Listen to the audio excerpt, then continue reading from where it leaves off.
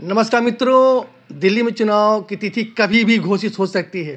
उसी मुद्दे पे हम लोग चर्चा के लिए मौजूद हैं।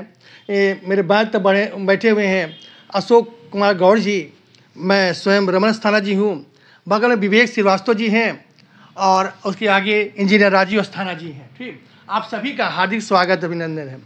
दिल्ली के चुनाव कभी भी घोषित हो सकता है, तो किस मुद्दे पे चुनाव लड़ा जाएगा ये आप विवेक श्रीवास्तव जी बताएंगे। देखिए, किसी भी तरह का कभी भी कोई भी चुनाव होता है तो जनहित के मुद्दे पे होता है। पिछले 10 सालों में दिल्ली में जो राज्य सरकार रही है उसने वादे इतने ज़्यादा किए कि ज़रूरत से ज़्यादा हो गया और वो कोई भी वादा वो निभा नहीं पाए। वादे सपने दिखाए ज़्यादा और काम किए कम। इस बीच में उनके ऊपर तमाम जो आरोप लगे, आज तक अभी वो उसकी सफाई भी नहीं दे पाए। इसलिए जो चुनाव होगा वो टोटल जनहित के मुद्दे पे होगा, भ्रष्टाचार के मुद्दे पे होगा, वर्तमान सरकार की नाकामी जो है उसके सिलसिले पे चुनाव होगा और पिछले 10 साल में मोदी जी द्वारा जो किया जा रहा काम है उसके मुद्दे पर चुनाव होगा।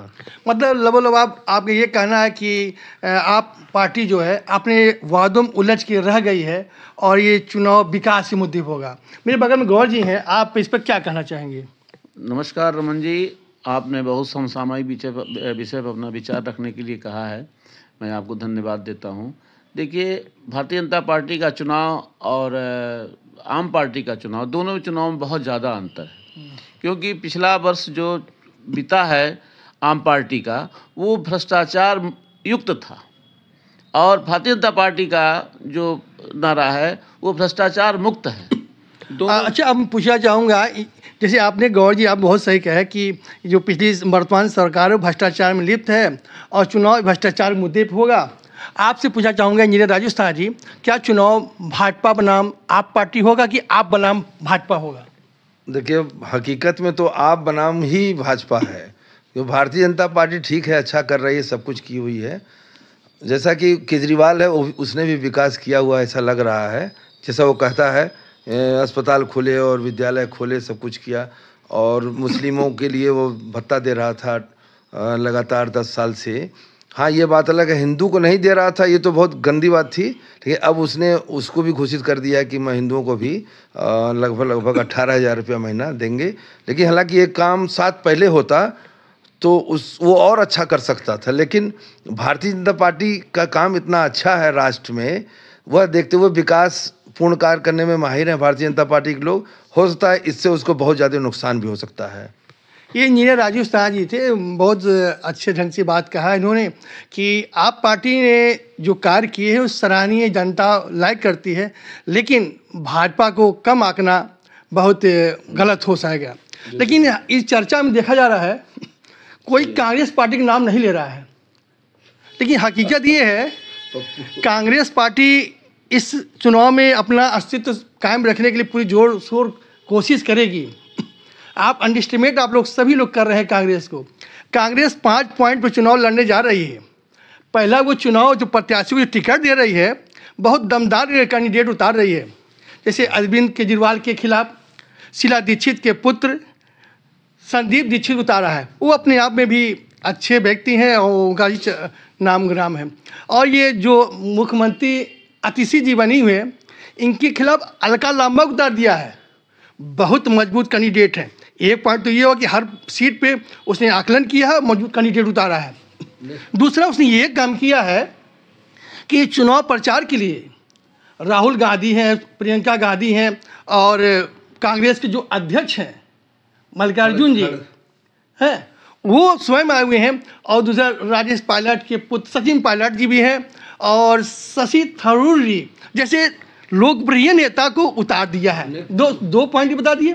तीसरा पॉइंट वो लड़ने जा रही है, ये अपने मैनिफेस्टो में जो अरविंद केजरीवाल ने दावा किया पानी बिजली, उससे बढ़कर दावा करने जा रही है। देख लीजिए, अंदर की बात बता रहा हूँ। ये बिजली पानी पे छूट देगी ही, मकान देगी ही, इसके साथ महिलाओं को हर महीना भत्ता भी देने जा रही है। तो ये उससे ज़्यादा देने जा रही है, ये करने जा रही है। और ये अपने पार्टी को घर घर तक एक एक घर का भेजने वाली है, भेज करके प्रचार कराएगी। इसके साथ साथ सेंटिमेंटल गेम खेलने वाली है आपकी चुनाव में। सेंटिमेंटल गेम, बस शीला दीक्षित को कैश करना चाहेगी, सोनिया, राहुल गांधी, इंदिरा गांधी, उनके पूरा खानदान पड़ा है, उसको कैश कराने के लिए पूरे तत्पर है। इसलिए कांग्रेस पार्टी को हल्का रखना क्या सही है? लेकिन नुकसान कांग्रेस पार्टी के जो आप स्टार प्रचारकों की सूची बता रहे हैं, जो ये चुनाव में उतरेंगे तो ये चुनाव हार जाएंगे। इनके स्टार प्रचारक ही इनको चुनाव हरवा देंगे। कैसे? हाउ कैन यू से? हम बताएं। देखिए ऐसा है ना होगा कि झूठ की काठ की हांडी बार बार नहीं चढ़ती है। अभी लोकसभा चुनाव में यही कांग्रेस पार्टी आम आदमी पार्टी के साथ गठबंधन करके चुनाव लड़ी और पूरे जोर तोड़ से प्रचार की। और आज कांग्रेस के नेता अरविंद केजरीवाल को तमाम अपशब्दों से नवाज रहे हैं। क्या लोकसभा चुनाव में दोनों लोग सही थे? आज जब अलग अलग हो गए, दोनों लोग खराब हो गए। तो ये जो आपस का जो विरोधाभास है, ये भी और भारतीय जनता पार्टी द्वारा किए गए विकास कार्य, ये सब पर हावी होंगे। मतलब आप लोग लबलबाब ये कहना है कि कांग्रेस इस लड़ाई में कहीं नहीं है। असल में कांग्रेस और आप पार्टी में जो मित्रता दिखा रहे थे लोगों को, ये सब जनता जानती है। जनता बेवकूफ़ थोड़ी, रुपया का काम कर रहे थे, रुपया बन के दोस्ती किए थे, फिर टूट भी गए। अब एक दूसरे गाली दे रहे हैं, जो सम्मान करते थे एक दूसरे का वोट लेने के लिए, अब गाली दे रहे हैं। जनता समझ रही है कि बेटा बेवकूफ़ मत बनाओ, बहुत हो गया पप्पू, तुमको गौर जी से पूछना चाहूँगा कि लबलबाब ये बताइए, चुनाव किसके बनाम किसके होने जा रहा है? देखिए, चुनाव तो आप पार्टी चूँकि सत्ता में है तो आप पार्टी बनाम भारतीय जनता पार्टी ही होगा।